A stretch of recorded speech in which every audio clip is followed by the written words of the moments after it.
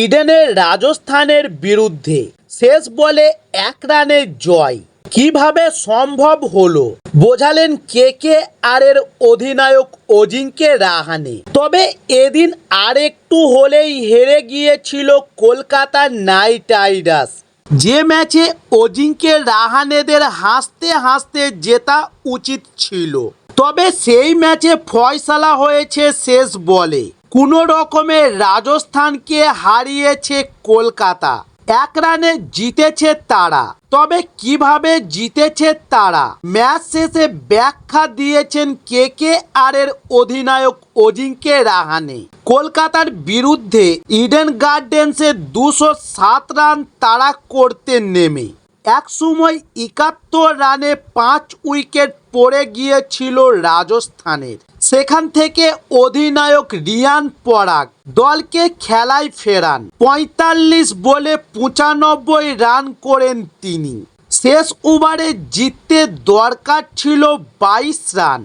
Impact player Shubham দুবের 3টি বড় shot খেলা জমিয়ে দেয় এদিন।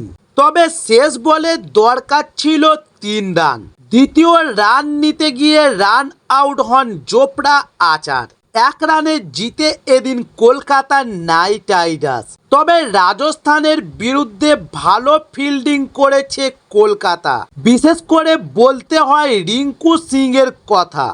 2টি নিশ্চিত 4 বাছান তিনি। ভালো ক্যাচও ধরেছেন রাহানে নিজে।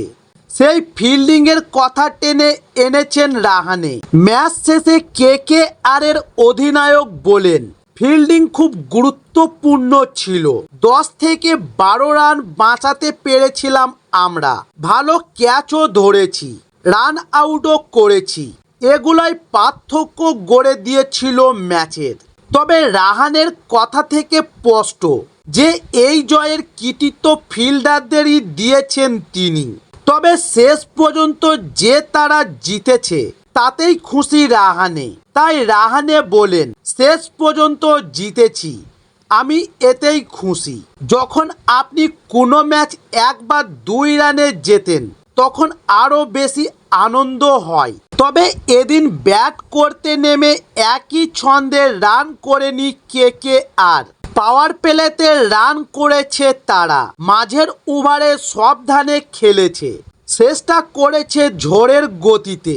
সেই রকমই পরিকল্পনা করে তারা নেমেছিলেন বলে জানিয়েছেন দলের অধিনায়ক রাহানে। তাই তার কথাই, আমাদের পরিকল্পনা ছিল পাওয়ার প্লেতে কাজে লাগানো, মাঝের ওভারগুলা সাবধানে খেলা এবং শেষের দিকে আবারও দ্রুত রান করা। সেটা করতে পেরেছি। রাজস্থানের বিরুদ্ধে 206 রান করার কৃতিত্ব 3 জনকে দিয়েছেন কেকেআরের অধিনায়ক। তবে নিজেও 30 রান করেছেন তিনি, কিন্তু নিজের নাম করেননি এদিন রাহানে। তাই রাহানে বলেন, শুরুতে গুরবাজ ভালো শট খেলেছে, মাঝে অঙ্কুশ রঘুবংশী দায়িত্ব নিয়ে ব্যাট করেছেন, আর শেষের দিকে রাসেল দেখিয়েছেন তিনি কি করতে পারেন। তাই এই জয় দলের সকলের জয়, সকলে মিলে জিতেছি আমরা। তবে এই জয়ের ফলে আইপিএল এর প্লে অফের দৌড়ে এখনো টিকে রয়েছে কলকাতা নাইট রাইডার্স। 11 ম্যাচে 11 পয়েন্ট তাদের। আর বাকি 3টে ম্যাচ, সেই 3টে ম্যাচ জিতলে প্লে অফে যাওয়ার সুযোগ রয়েছে। গতবারের আইপিএল চ্যাম্পিয়নদের সেই লক্ষ্যই এগোচ্ছে তারা।